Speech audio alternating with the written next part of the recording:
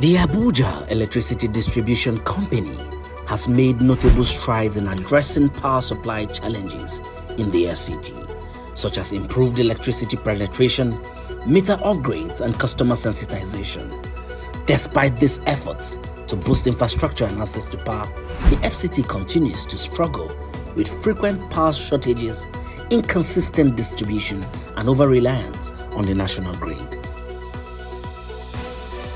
The situation affects residents' quality of life, limiting the growth of businesses and overall economic development. What are these power supply challenges?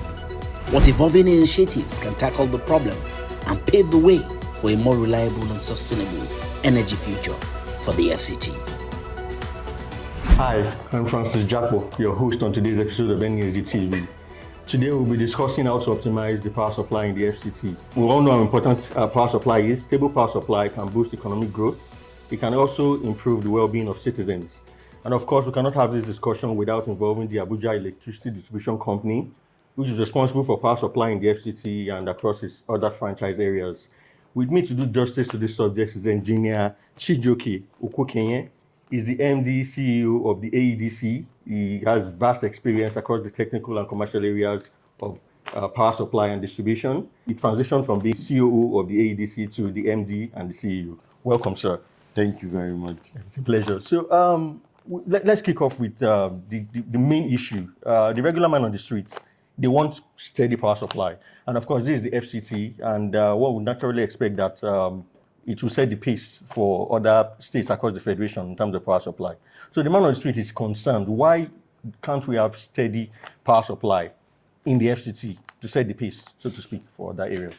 Okay, so the issue with steady power supply in FCT and by extension the entire country have various levels, Okay. and should be dealt with in that manner. That's right. So there is the issue of generation.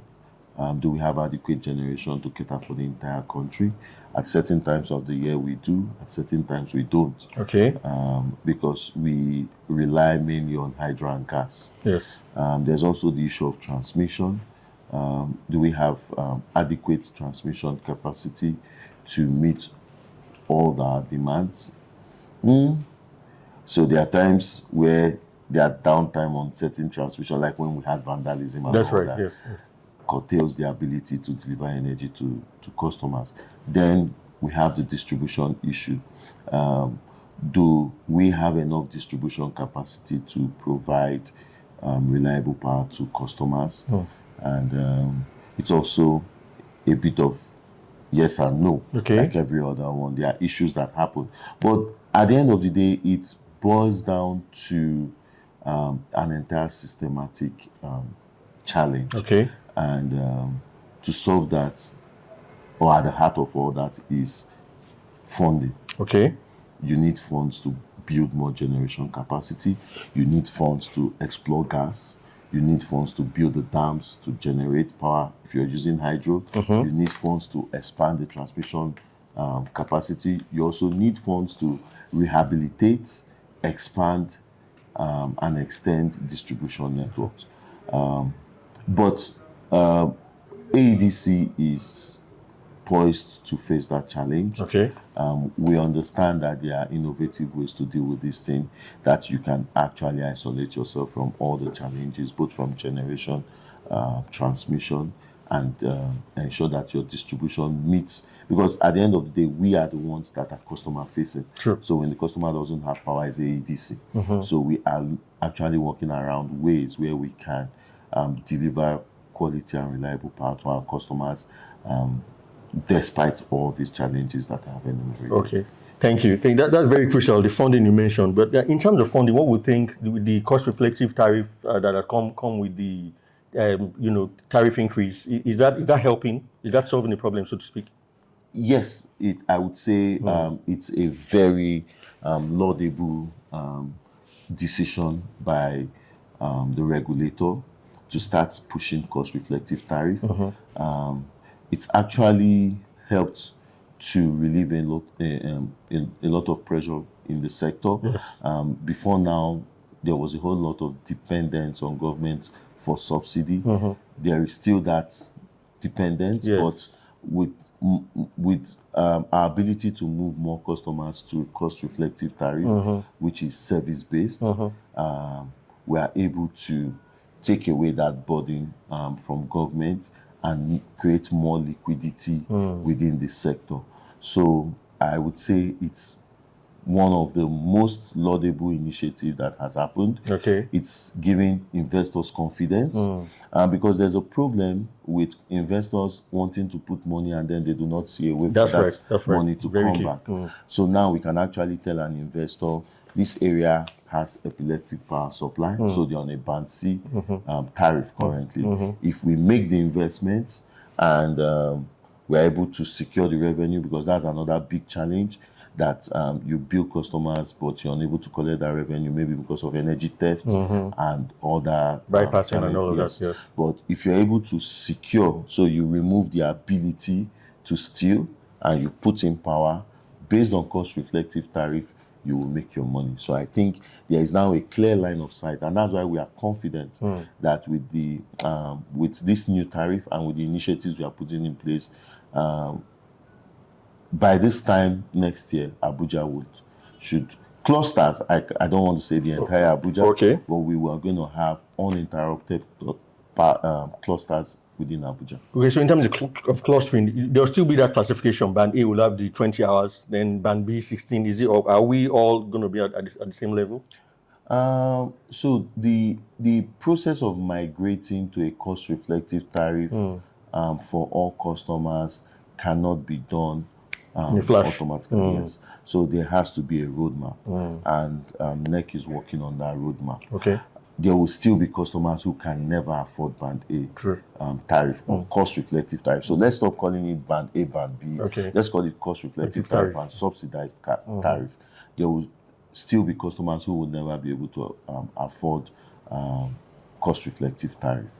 And for such customers, government still has plans to retain subsidy components for them. Yes. But the intention now is to make sure that that subsidy goes to customers who truly deserve it. Okay. And those are the mechanisms being put in place. So in creating our own clusters, are actually investors would always look for how to get back their investments. So we want to be able to create clusters that are viable. Yes. And from that improved revenue from such viable clusters, you can now then start extending to other clusters that are less viable. Yes.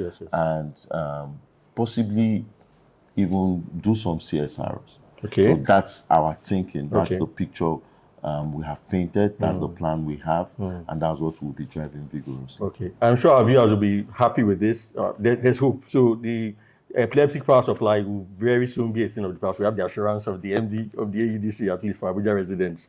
Okay, now there are some concerns about overbilling. Some consumers complain they were migrated from Band B to Band A, some really, and they weren't aware that was supposed to happen. So have we dealt with that issue, or is it what caused it? So the issue of migration, it's about aligning customers to feeders. When a feeder, so it is, you don't just take a customer and take the customer to Band A. You move a feeder to Band A. So when you move that feeder to Band A, all customers tied to that feeder automatically become Band A. Okay. Because we've had some challenges with addressing, so being able to really place addresses within FCT. So sometimes when you send out notification to customers that, oh, your feeder is being moved to Band A, you find out that not all customers get that. Okay. Is it via text or email? We normally send by text. We also send by email. Okay. Just notification. We also use our online portals very well. Yes. Yeah. So we normally put this out there to say, and also on our website, if you go there and you can easily check for yourself and see what feeder. But I know that a lot more needs to happen in this regard because not all customers are tech savvy. No. And the way Abuja is laid out, you would see that you have some rural clusters, even in the heart of very developed areas. True. And so such customers, because they are tied to the feeder, Okay. will also be moved to Band A. And that's why I said earlier that there will still be pocket of customers that cannot afford. So there's the issue of willingness to pay and ability to pay. There will be customers who will still be unable to afford Band A tariff. However, they are actually staying within Band A clusters. Okay. So these are peculiarities we are dealing with, but we have a very effective customer experience team that deals with this issue. So whenever a customer is wrongly aligned on a feeder that is not supposed to be, we have a system that immediately is able to identify that and then rectify it. Okay. And so it's an ongoing process. In fact, a lot has to be done with IT, driven by IT. So currently we are even doing a GIS mapping of all our customers, so that we know by physical location where a customer is placed relative to our network. This is going to help us to properly serve them, give out notification, so that with our GIS system, when an area is out, we can actually say these are all the premises involved. We can send them messages. We're also updating our customer database through the process of this GIS mapping and enumeration, so that we can effectively communicate with customers. And this is also an opportunity to advise customers that on your own, relocating your meter. So because the system actually has mapped your meter to a particular area, by the time you move that meter to a different area, your attributes in your former area is still on that meter. So what you then end up seeing is, if I move this feeder where you were previously on to Band A, your meter automatically moves up to Band A, irrespective of where you are now. So you have a lot of people who have stayed as tenants in the heart of Abuja, moving to outskirts, move their meters, and then they retain the attributes of those meters. So these are some of the alignment issues we are having, which we're trying to clean up. But once we have all this cleaned up, I think we will not have these complaints anymore. But there's a lot of drive to clean this up. So, but what consumers will be concerned about is, if this migration happens, how fast will the redress process take? Let's say I want to be compensated for that migration that wasn't supposed to happen. Is it a fast process? How long does it take? It's a very, like I said, it's a very effective process. We have a very robust customer experience team that deals with this, and normally it takes between 48, because first of all there has to be a validation to confirm that you're actually on the feeder which you say you are, and not the feeder that you're currently mapped on the system. So between the process of validation and then effective change, it takes anywhere between 48 and 72 hours. Oh wow, awesome. Viewers, I'm sure you're aware of this. Okay, so now I'm sure government has supported this whole process with the new Electricity Act, and also there's a partnership in place with the World Bank. There's a grant, $400 billion grant, right, for the DISREP project. How effective is that, or is there any other government support that is available to you? Yes, the government, through the Ministry of Power and the Minister of Power, has done a lot to support the discourse. Even though Oliver Twist, there's one we're going to ask for, or we are asking for, but there's been a lot of support. The DISREP program is really a blessing. For us in Abuja, for the first phase of the DISREP program, we're expecting about 135,000 meters. So we are very sure that going forward, and that's why I'm confident to say that by this time next year, most of the issues we are seeing would be a thing of the past. So that number of meters is enough to close the metering gap here in Abuja? In Abuja, it would go a very long way. Almost close it, but we still have other areas. We have Niger, Kogi, and Nasarawa. But in Abuja, this would go a very long way to almost closing it. And like I said, we want to create clusters of reliable, sustainable power supply. Abuja is at the heart of this. We're also looking at the capital city of all the states we serve, so that we can demonstrate what is possible and then from there expand. So with the government intervention through this rep, also there are some capex projects with the government is trying to do with the FGN Co and Siemens partnership. I think all that is going to go a long way to positively impact and affect the system. Thank you very much. So I'll just ask a couple more questions, just two. Is there any move towards renewables, which is the future? Then lastly, what short and medium-term or long-term plans are in place, besides this one you've mentioned, to ensure optimal power supply in the FCT and your franchise area? So when I talked about isolating Abuja from grid issues, transmission generation issues, our main focus is embedded generation using renewable power supply. Oh, really? I think in the next coming couple of years, Abuja would be the biggest disco driving renewable integration. Yes, we currently have a plan to deploy embedded generation using renewable across 11 feeders or 11 clusters in Abuja. That's the bid process for that is currently being reviewed. And we are hopeful that by January we should start contract signing for these projects. Wow. And what that would mean is that, because normally you would notice that during the peak of dry season, so when we start getting, and I'm using this opportunity to notify customers that when you start getting towards March, April, you start seeing a whole lot of energy cuts. Yes. Because our hydro component of generation starts dropping. That's true.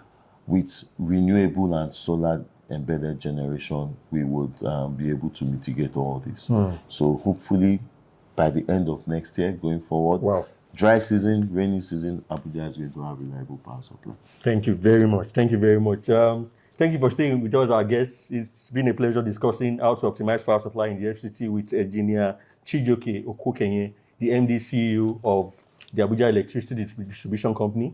Like we've all learned, the AEDC is hard at work to ensure that power supply is optimal.